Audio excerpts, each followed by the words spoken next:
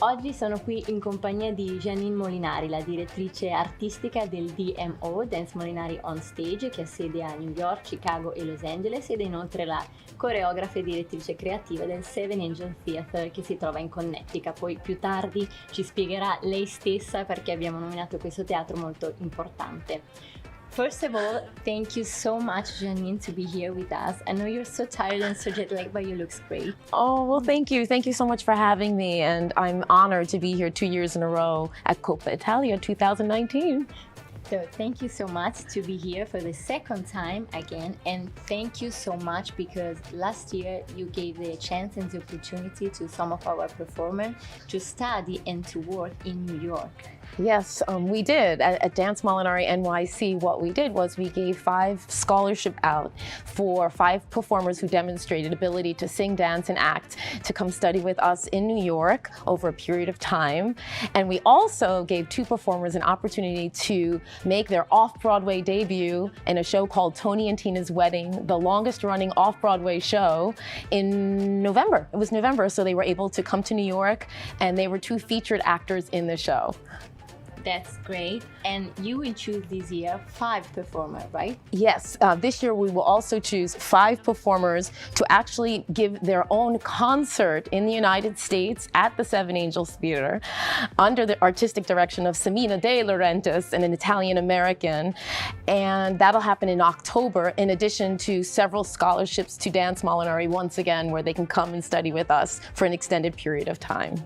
Wow, lucky these 5 performers. We're lucky to have them. And so first of all, what is DMO?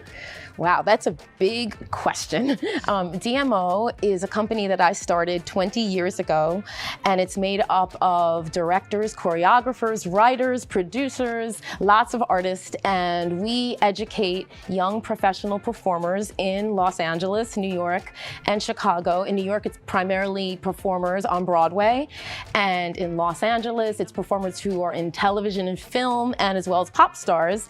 Ariana Grande was one of my students early on. So yes, you told me that. It's yeah, I'm honored. Yeah. very, very beautiful. And so you're so talented to have all these people also working with you that want to work with you. It's really an honor for me because they come to me trusting me with their education in singing and performing and stage presence. And when they come to me, I take it seriously and we work together, and we hope that they work professionally, and most of them do. So they're currently in TV shows or film and TV. So it's a wonderful thing for me to do. Wow, it's a beautiful work.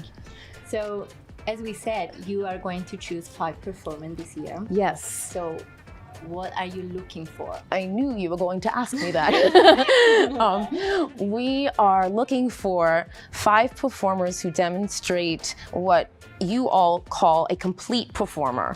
What we call on Broadway is a triple threat performer or a triple dangerous performer, somebody who sings, dances, and acts, and also has an amazing stage presence. So we're looking for somebody who not just stays on the stage, but also when they perform, their energy comes off the stage and you want to see more of them. So that's what we're looking for as well, because they're going to actually be giving a live performance to 350 Italian Americans in Connecticut who are really excited to have them come to the United States, and possibly also in New York following that concert. Wow. Yeah. So they have to be very talented to be chosen. Yes. To work hard and to demonstrate skills. And they don't have to speak English, by the way, because the community that we're doing this in Connecticut it's a Broadway theater. So a lot of the shows that start off at the Seven Angels Theater end up going to Broadway or New York, and many of the performers that start there also go to New York. But the wonderful thing about this community, it's a very strong Italian American community where they're 3rd generation, but a lot of them still speak Italian. So they're looking forward actually to having Italian performers who do this, sing, dance, and act, come there and show them their skills. What would you suggest to some people that want to do this career? that the career and the opportunity, I would suggest that they study, never stop studying. I mean, even the kids and young adults who are on Broadway take classes every single day. They're in dance class, they're in singing class, they're in acting class. They now have to play a lot of musical instruments. That's the next thing now. And they have to be able to show themselves for who they are. So nobody really wants to see a performer who's being not true to themselves.